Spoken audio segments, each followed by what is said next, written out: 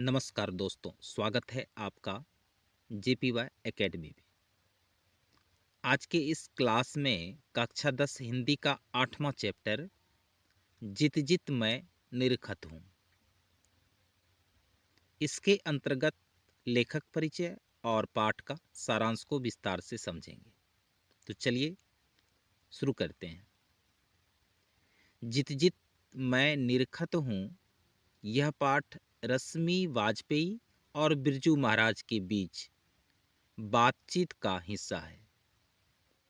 जित जित मैं निरखत हूँ जो पाठ है, यह रश्मि वाजपेयी और बिरजू महाराज के बीच जो आपस में बातचीत हुई, उन्हीं का एक अंश है। रश्मि वाजपेयी जो बिरजू महाराज की प्रतिभाशाली शिष्या और एक प्रसिद्ध नृत्यांगना हैं, जो नटरंग नाम की रंग कर्म पत्रिका की संपादक के रूप में भी काम किया है। यह सेंटेंस काफ़ी इम्पोर्टेंट है, क्योंकि इससे संबंधित ऑब्जेक्टिव एग्जाम में पूछे जाते हैं कि नटरंग नाम की रंगकर्म पत्रिका का संपादक किसने किया। आपको बताना है रश्मि वाजपेयी ने। ठीक है। इस बातचीत में बिरजू महाराज ने अपने जीवन के व्यक्तिगत पहलुओं को साझा किया है और उन्हीं व्यक्तिगत पहलुओं को संपादित के रूप में प्रस्तुत किया गया है। बिरजू महाराज आज कथक के पर्याय बन चुके हैं, अर्थात कथक नृत्य के वे जाने माने कलाकार थे। उनका जन्म 4 फरवरी 1938 को हुआ, यानी बिरजू महाराज का जन्म 4 फरवरी 1938 को हुआ।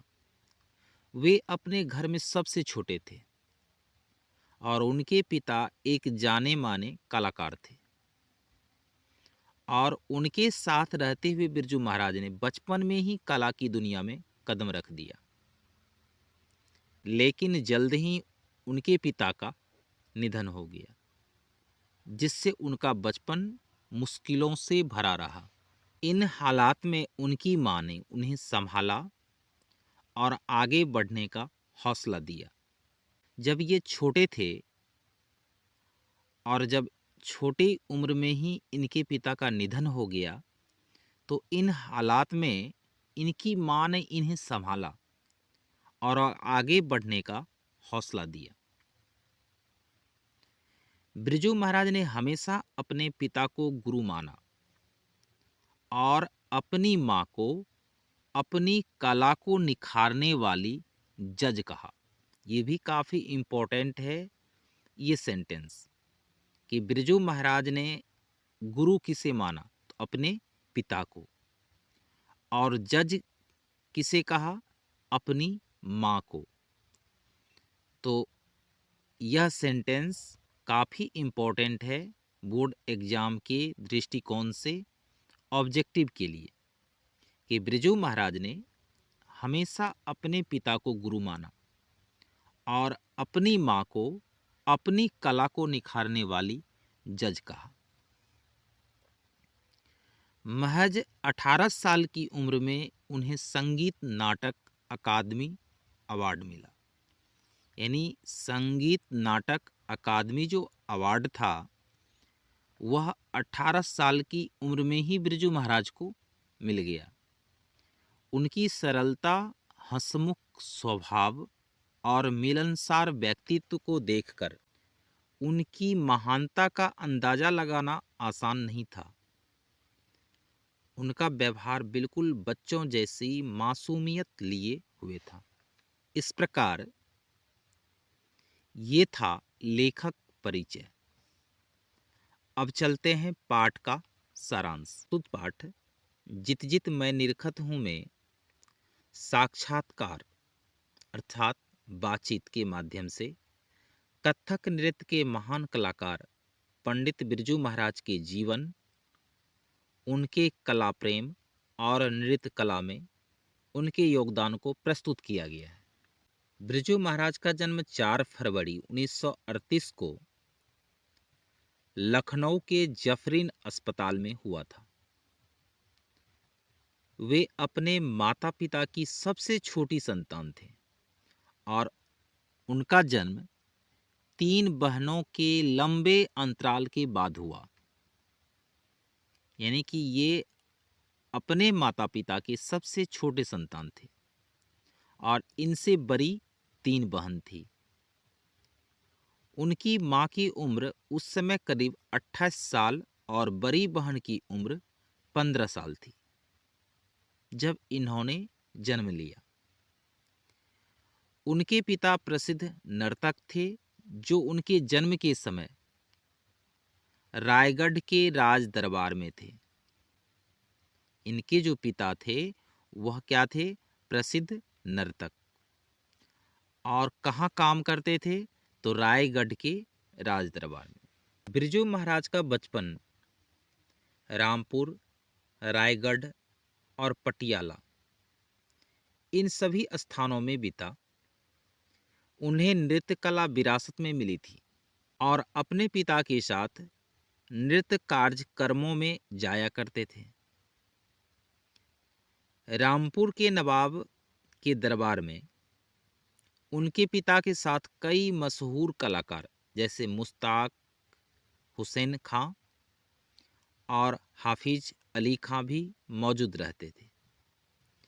इसी दरबार में बिरजू महाराज को नृत्य करने का अवसर मिला। अब बिरजू महाराज की रामपुर से लखनऊ तक की यात्रा कैसे संपन्न की, इसको जानते हैं। तो बिरजू महाराज ने रामपुर से निकलकर दिल्ली के हिंदुस्तानी डांस म्यूजिक स्कूल, जो निर्मला जोशी का स्कूल था, उसमें दाखिला लिया और वहां 2-3 साल तक नृत्य सीखा।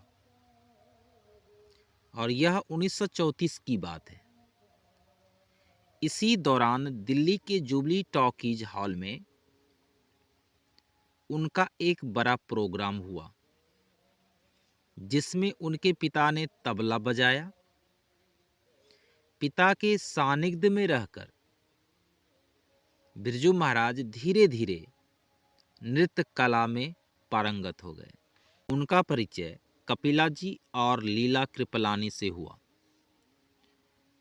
कपिला जी और लीला कृपलानी जो हिंदुस्तानी डांस अकादमी में थी, इनसे प्रशिक्षण लेते हुए उन्होंने अपनी कला को और निखारा। किसने? तो बिरजू महाराज। रामपुर, लखनऊ और दिल्ली के बीच उनका आना जाना चलता रहता था। लेकिन दिल्ली में जब हिंदू मुस्लिम दंगे शुरू हुए तो वे अपनी मां के साथ लखनऊ आकर रहने लगे। अब बिरजू महाराज का पिता के साथ भ्रमण। तो बिरजू महाराज अपने पिता के साथ जौनपुर, मैनपुरी, कानपुर, देहरादून, कलकत्ता, बम्बई और अन्य जगहों पर आयोजित प्राइवेट प्रोग्राम में भी जाया करते थे। इस दौरान इन्हें नृत्य कला का गहरा अनुभव मिला और उनकी कला का और विकास हुआ। अब कलकत्ता में सम्मान। तो एक बार बिरजू महाराज अपने चाचा शंभू महाराज के साथ, इनके चाचा कौन थे बिरजू महाराज के? तो शंभू महाराज। तो अपने चाचा शंभू महाराज के साथ कलकत्ता के एक प्रोग्राम में नृत्य प्रस्तुत किए, जहां उनकी शानदार प्रस्तुति के लिए इन्हें सर्वोत्तम घोषित कर पुरस्कृत किया गया। किन्हें? तो बिरजू महाराज को। मूंग की दाल का अंडा, यानी बिरजू महाराज अंडे खाने से मना कर देते थे, लेकिन चाचा जी जब उसे मूंग की दाल का बना हुआ बताते थे तब वह बहुत चाव से खाते थे। 9 साल की उम्र में बिरजू महाराज ने अपने पिता को खो दिया उनके पिता का अंतिम प्रोग्राम मैनपुरा में हुआ था, जहां उन्हें लू लग गई थी। प्रोग्राम करते वक्त ही उन्हें क्या हो गया? लू लग गया। तो उस समय उनकी उम्र कितनी थी? 54 साल। यानी बिरजू महाराज के पिता की उम्र उस समय 54 साल थी। और पिता की मौत का गम बिरजू महाराज ने अपने पिता की तरह ही किसी से साझा नहीं किया और अपने दर्द को भीतर ही रखा। यानी पिता की मृत्यु के बाद बिरजू महाराज के जीवन में मुश्किलें शुरू हो गई। उनकी जो शिक्षा अधूरी थी, उनकी शिक्षा अधूरी रह गई और वे मैट्रिक भी पास नहीं कर सके। लेकिन हर कठिनाई के बाद उम्मीद की किरण आती है। 14 साल की उम्र में कपिला जी उन्हें दिल्ली लेकर गई और संगीत भारती में दाखिला दिलाया। बिरजू महाराज के जीवन की सबसे दर्दनाक घटना यह थी कि पिता के 10वें और 13वीं संस्कार के लिए पैसे नहीं थे। पिता की जब इनकी मृत्यु हुई तो क्रियाकर्म होता है, तो उस क्रियाक्रम में वहाँ कहा जाता था 10वें और 13वीं संस्कार। तो 10वें और 13वीं संस्कार के लिए इनके पास पैसे नहीं थे। मजबूरी में उन्हें नाचकर पैसे जुटाने पड़े, जो उनके लिए बेहद कष्टदायक था। इसके लिए वे कानपुर, देहरादून और लखनऊ तक गए। संगीत भारती में उन्होंने 4.5 साल तक काम किया, लेकिन वहाँ के गुप्ता जी बार बार परेशान करते थे, जिसे तंग आकर उन्होंने नौकरी छोड़ दी। यह घटना 1956 के आसपास की है। इसके बाद वे भारतीय कला केंद्र में आए, जहां उनकी कला ने लड़कियों को प्रेरित किया और उन्होंने अपनी नृत्य शिक्षा को नई ऊंचाइयों पर पहुंचाया। बिरजू महाराज निरंतर सीखने और आगे बढ़ने की कहानी किस प्रकार ये लगातार आगे बढ़ते गए। तो जीवन में एक बड़ा मोड़ आया जब बिरजू महाराज ने Germany, Japan, Hong Kong, Laos, Burma जैसे कई देशों की यात्रा की और अपनी कला का प्रदर्शन किया। एक बार अमेरिका में उनके कार्यक्रम के बाद एक व्यक्ति हाँफते हुए उनके पास आया। बिरजू महाराज ने मजाक में कहा, क्या तुम्हें मेरे साथ फोटो खिंचवानी है? और वह व्यक्ति उत्साह से यस यस कहता रहा। पाकिस्तान में भी उनके नृत्य के दौरान एक महिला ने पूरे हॉल में जोर से कहा, सुभान अल्लाह, सुभान अल्लाह। इस पर वे कहते हैं, मेरे नृत्य के चाहने वाले बहुत हैं, लेकिन मैं उन्हीं का हूँ जो नृत्य से प्रेम करते हैं। मेरा अस्तित्व नृत्य की वजह से है। बिरजू महाराज अपनी माँ को अपने जीवन में ऊंचाई तक पहुंचाने का सबसे बड़ा श्रेय देते हैं। बिरजू महाराज अपनी माँ को अपने जीवन में ऊंचाई तक पहुंचाने का सबसे बड़ा श्रेय देते हैं। यानी कि जीवन में ऊंचाई तक जो पहुंचने का श्रेय था, वह श्रेय उनकी माँ को जाती है। उनकी माँ ही उन्हें हमेशा प्रोत्साहित करती थी और कहती थी, तुम्हारा नृत्य तुम्हारे पिता जैसा ही है। वे उन्हें न केवल अपनी माँ बल्कि अपनी गुरु और जज भी मानते थे। माँ को तो जज मानते ही थे बिरजू महाराज, लेकिन जज के साथ उन्हें गुरु भी मानते थे। बिरजू महाराज बताते हैं कि पहले के कार्यक्रम में जमीन पर गलीचा या चादर डाल दी जाती थी, भले ही जमीन समतल हो या न हो। गर्मी, ठंड या बरसात, किसी भी मौसम में नृत्य शुरू हो जाता था। मंच की ऐसी समस्याएं कभी बाधा नहीं बनती थी, लेकिन आज के डांसर्स मंच, एयर कंडीशन और अन्य सुविधाओं की परवाह करते हैं। पहले दिन में भैरवी और रात में कथक की प्रस्तुति होती है, जो अब समय के साथ बदल गया है। यानी मंच की जो स्थिति तब थी और अब थी, उनके बारे में कहा गया है। उनका यह अनुभव दर्शाता है कि उन्होंने न केवल कठिन परिस्थितियों को सहा, बल्कि हर मंच को अपने नृत्य से खास बना दिया। तो महाराज के जीवन में एक नया मोड़ आया जब हरिदास स्वामी कॉन्फ्रेंस में ब्रजनारायण जी ने उन्हें बम्बई बुलाया। वहां उन्होंने भारतीय कला केंद्र में ज्वाइन किया और फिर उनका भाग चमकने लगा। इसके बाद उन्होंने कलकत्ता, बम्बई और मद्रास की यात्राएं की और नृत्य के क्षेत्र में नई ऊंचाइयों तक पहुंचे। संगीत भारती में भी 3 साल तक कठिन साधना करने के बाद इन्होंने नृत्य में दक्षता प्राप्त की। इसके साथ ही सितार, गिटार और हारमोनियम भी बजाने लगे।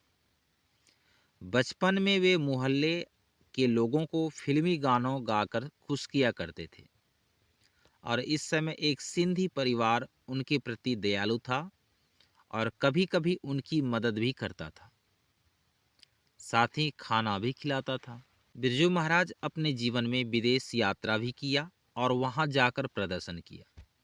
यानी बिरजू महाराज के जीवन में एक चमत्कार हुआ और उन्होंने Germany, Japan, Hong Kong, Laos, Burma, Pakistan और अमेरिका जैसे देशों में अपने नृत्य का प्रदर्शन किया। बिरजू महाराज ने अपने जीवन में अपनी माँ अम्मा जी को सबसे बड़ा गुरु माना। बिरजू महाराज ने अपने जीवन में अपनी माँ अम्मा जी को सबसे बड़ा गुरु माना। वह केवल उनकी माँ ही नहीं बल्कि उनकी गुरुआइन भी थी। उन्होंने न केवल पिताजी की यादों को संजो कर उन्हें जीवन में सही मार्ग दिखाया, बल्कि बैठने, उठने और बातचीत करने की तहजीब भी सिखाई। बिरजू महाराज को चारों ओर से सम्मान मिला, चाहे उत्तर हो, दक्षिण, पूर्व या पश्चिम। उनकी नृत्य कला को हर जगह सराहा गया। तो ये था लेखक परिचय और पाठ का सारांश। अगला जो वीडियो होगा वह इस पाठ का प्रश्न उत्तर होगा। तो वीडियो पसंद आया हो तो कृपया चैनल को लाइक, सब्सक्राइब एंड शेयर जरूर करें। धन्यवाद।